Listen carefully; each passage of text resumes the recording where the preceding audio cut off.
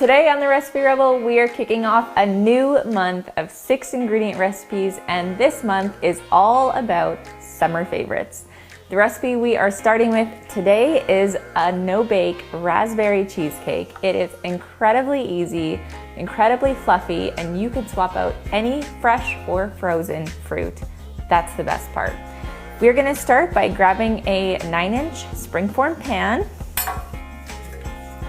and we are going to line it with some parchment to make it really easy to lift that cheesecake out when it's all set.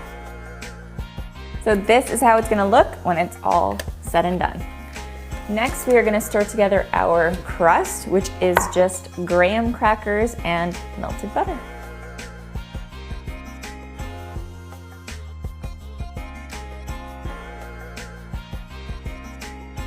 Now we're just going to set our crust aside, and we are going to process or puree our raspberries until they're nice and smooth.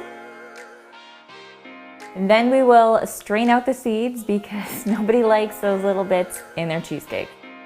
So now we are going to take our raspberry puree that we have strained, and we are going to make a quick sauce to beat into our cheesecake to give it that nice raspberry flavor without watering it down. We are going to whisk in some sugar and some cornstarch. Now we are going to add this to our pan and cook it over medium heat until it is nice and thick.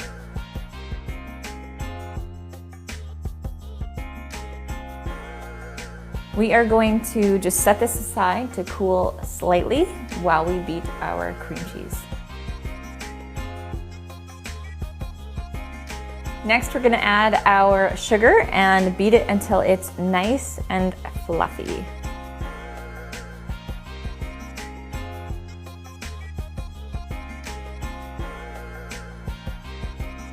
So now I'm just going to measure out about 1 cup of my thick raspberry sauce to add to my cheesecake. It will be almost all of the sauce. It's gonna leave us just a few tablespoons to swirl on the top. So the last thing we're gonna do is just pour this raspberry sauce into our cream cheese, beat it up until it is combined and smooth, pour it into our graham cracker crust, and then I'll show you how we're gonna do the top. So now I'm gonna take just the few tablespoons of thick raspberry sauce that we left in our pan. I'm gonna add them in little drops on top of the cheesecake and just swirl it around a bit.